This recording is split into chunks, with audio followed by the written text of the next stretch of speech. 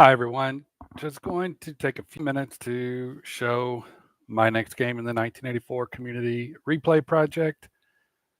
Using this game, I'm using Replay Baseball with PC Replay Baseball. Probably my main game that I'm using for this project is Payoff Pitch, although I've used a lot.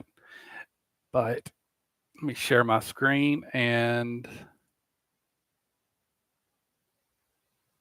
get to, oops, wrong thing. Entire screen is the way I do it. And let me hide this. You can always go over if you want more details, search 1984 Baseball Replay Community Project on Facebook. But I will show you this is what I'm currently playing, and I'm using cards and dice. Got my dice here. Not sure how much you can see that. Got my cards. Here's the field. But really, the cool thing about PC Replay Baseball is this is pretty much what my desktop looks like. I got a little playmat. I got the pitcher card beside the hitter card, and I'll enter in the dice rolls just so that you can see them. Probably do a half inning actually entering in the dice rolls, and then I'll do like a half inning of using the board game, the true board game companion mode. So without further ado, we got Steve McCaddy versus Rudy Law. Both of these teams in 1984 finished less. I think Oakland was 10 games out of Kansas City, who won the division. And I think Chicago was 7, something like that. Um, right now, Kansas City has like an 8 or 9 game lead on both of these teams, and is starting to pull away in the division. But they're not a great team. They could go on a long losing streak. So these teams want to keep winning to keep pace and be there in case Kansas City falls.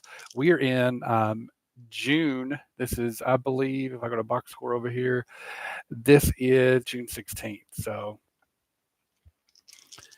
I'm going to roll a 566. Been a while since I played replay, so you can see I'm looking at the cards, but the cards are also on the screen. So you read them red, white, and blue, and you're going to look at the red for 5, and then I rolled a 6 on the white die, so 5, 6 for the pitchers. Man, I'm actually so rusty. So I'm going to put this in, and it's going to light up yellow. I'm going to enter 566 because I think I'm supposed to look at the blue die here. So the red and blue, and then I look at the white die for the hitter. Um, so, but just to see, let's see which one lights up yellow when I enter in the 566. Yeah. So well, I guess they're both 6, so that doesn't help me. So what you do in replay baseball is you take this 5, you add it to the 3, so I've got an 8. And as Kirk Berglund says, I know that's the kind of math that sends kids straight to the streets. There's a little bit of math involved. It's the only little thing that gets me sometimes is you're adding a lot of very similar numbers. So it's like 5 plus 3 on the gives you an 8 on the 5 column. So when they're all those numbers are run together, it's confusing. But here's the chart. You can see it. The chart book is down here. I've got the actual game boards right here. But you can see that a 7 or an 8 on the 5 column is a base on balls. So now we have Rudy Law over there on first base, and I just click the little in play icon right there. I don't think you guys can hear the PC baseball um, game going in the background. So got that little asterisk there, and what that means is it's a steal, and you're going to roll when you get the asterisk. I love the auto system in um, replay baseball, and man, it has been some months since I've played it. But if I'm remembering correctly, you roll against the pitcher's hold rating, and if the die is higher, he does not steal the base. If it's higher, he does steal the base. So the pitcher will hold him between 1 and whatever the upper end uh, of his hold rating. So McCaddy's hold rating is a 3, so a 1, 2, or 3. This is inclusive, so a 1, 2, or 3, and he holds. Rudy Law holds a 4, 5, or 6. He steals. This only happened. This asterisk only happened because of the result that was on Rudy Law's card, and I forgot to point that out. But you can see this asterisk right here for Jerry Harrison. So if I rolled a 5-2 on his card, then that's the way that that would indicate it for me. So let's roll on when you got the asterisk and you're rolling against the pitcher's hold rating, then it's just does it get the jump and does it get the steal. If it were a plus sign, then you roll against the catcher's arm rating, and that's either a steal or an out. So let's see what happens when I hit the steal button. It's going to make me roll the blue die. So I'm going to roll, I believe, a 1, 2, or 3, like I was saying, holds him, and I rolled a 5. So I'm going to roll a 5, and he's going to have a stolen base right there. If it had been a 1, 2, or 3, he wouldn't have been out. He just wouldn't have been able to steal the base. So now I'm rolling a 6-1-6, and that's what it is. You normally look at, because you do read them red, white, and blue, but you normally look at the. I've been playing payoff pitch and replay baseball or inside pitch, where you look at the pitcher's card first. In replay, no game's perfect, but one of the things, the only little complaint, or one of the very few only little complaints I have about replay, is you look at the hitter's card first, and then you look at the pitcher's card, and it comes out the same. You're looking at both cards. Both cards play an impact. Pitcher's really driving the action. It's not a 50-50 system like Stratomatic.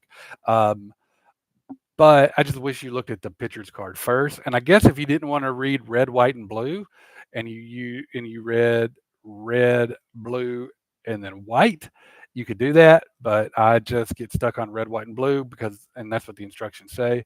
So I wrote a 5-6-1. So we're going to look at this 5. We're going to look at this 6. So this 5-6 is a 5, and then we're going to add that 8. And you already got it memorized.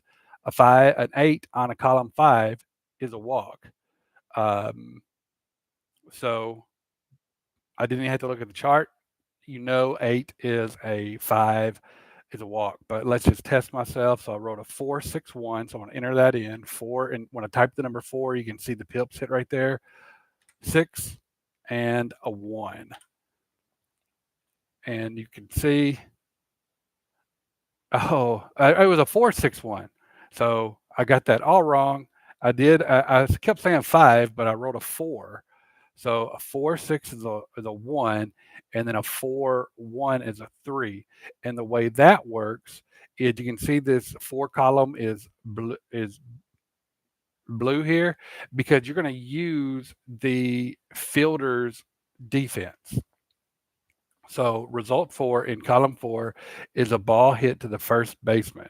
So the first baseman's rating is a 3. So I'm going to add the 3 to it. So PC brings that in for you. But I'm looking at the first baseman's rating of a 3, and I'm adding this 1 that I got on the 4-6 roll, and that gives me a 4. So a 4 on column 4 is a ball hit to the first baseman, grounder out at first. So everybody else is going to advance. Actually, no advance, because it didn't say that. So no advance. Sorry, I'm a little rusty. One of the cool things is it'll show you what the next number is. So it could have gotten, if I had wrote a total of a 7 through 11, it would have been a ground out or a single, depending on the handedness of the batter, I believe, or pitcher, I believe. Sorry, I'm definitely rusty on this. So he did hold. Now we got Harold Baines coming to the plate. And you want to roll the dice. Let's see if I can get one right here. 3, 5, 3. So we got the 3, 5 is a 30, and then a 3, 3 is a 33. 33 on a 3 is a line out to center field, according to the chart. Check with third base coach for sacrifice fly. So let's see. I'm going to enter in the 3-5-3, 3-5-3. And since there is no runner on third, there's no need to check to see if there's a sacrifice fly to move the runner from third to home.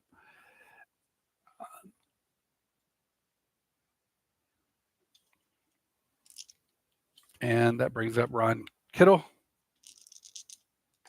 And I rolled a 1-5-4. 1-5 is a 4.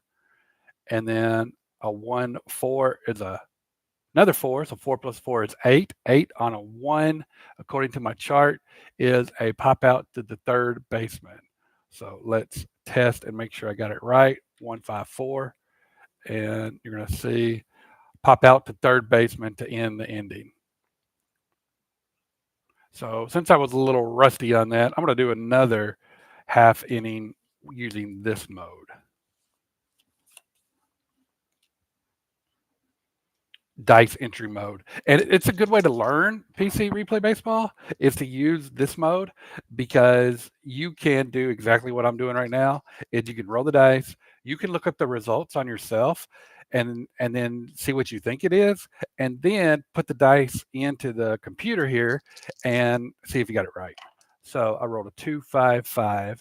So a 2-5 on the hitter's card is a 16. And then another 2-5 is 2. So here's how I got that. 2-5 is 16. 2-5 is 2. So 18 on a 2, according to my chart, is going to be a fly out to center field. So 2-5-5. Let's make sure. And what did I do wrong? Because that says strikeout. So 2-5-5.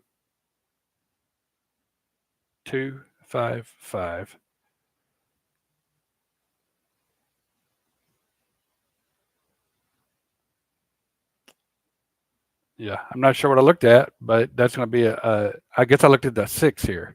So stopping it because everybody's getting home now.